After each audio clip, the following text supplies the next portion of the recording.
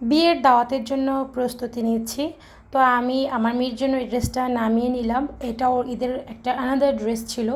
আর আমার এই ড্রেসটা ছিল ঈদের মেন ড্রেস। এটা কিন্তু আমি আপনাদের সাথে শেয়ার করিনি।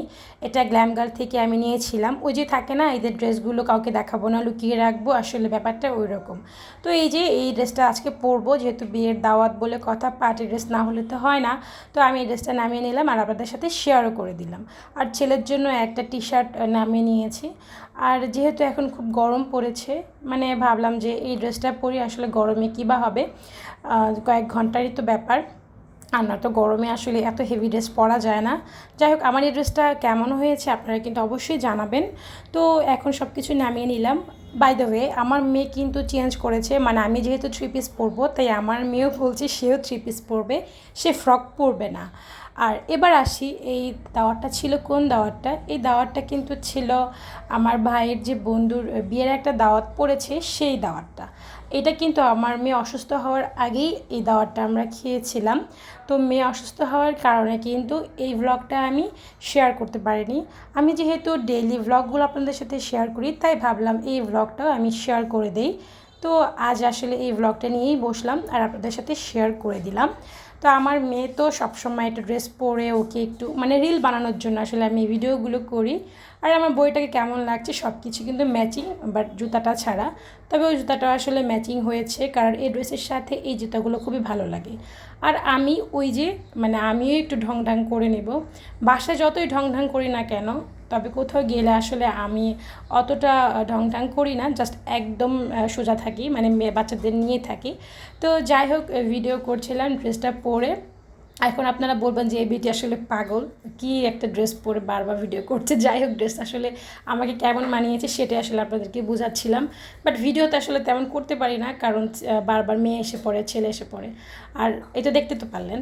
আর আমার ওড়নাটা কীভাবে নিলে ভালো হবে, বা আমি যাচ্ছিলাম একটু মাথায় কাপড় রাখতে, তো কীভাবে নিলে ভালো হবে সেটা আসলে দেখছিলাম। বাট পরবর্তীতে আসলে মেয়েকে সাথে নিয়ে ওড়না সামলানো যায় না, তাই আসলে একদম নর্মালি ওড়নাটা মাথায় রেখেছি, মানে গায়ে রেখেছি আর কি। তো যাই হোক, আমি আসলে দেখছিলাম যে কীভাবে নিলে ভালো লাগবে। আর আমার এই জুতাটা কিন্তু ঈদেই কেনা, এটাও আজকে আমার ফার্স্ট পরা।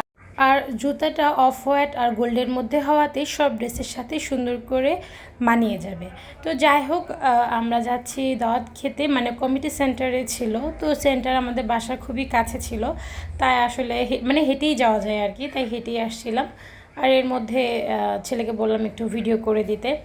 তো যাই হোক, এরপরে যে আমরা আসলাম, আমরা বসে পড়লাম, এখন খাবারের জন্য ওয়েট করছি। যেহেতু লেট করে এসেছি, মানে বিয়ের দাওয়াতে আসলে একটু লেট করে যাওয়া হয়, কারণ আমি রেডি হই, মেয়েকে রেডি করাই, ছেলেকে রেডি করাই, তো এগুলো সব করতে আসলে লেট হয়ে যায়। তাই বিয়ের যে যেতেও লেট হয়ে যায়, এর জন্য আমার ভাইয়ের কাছ থেকে আমার অনেক বকা শুনতে হয় যে লেট করে আসে, বা মাও প্রায় সময় রাগ হয়ে যায় যে তোদের জন্য লেট হয়ে যায়।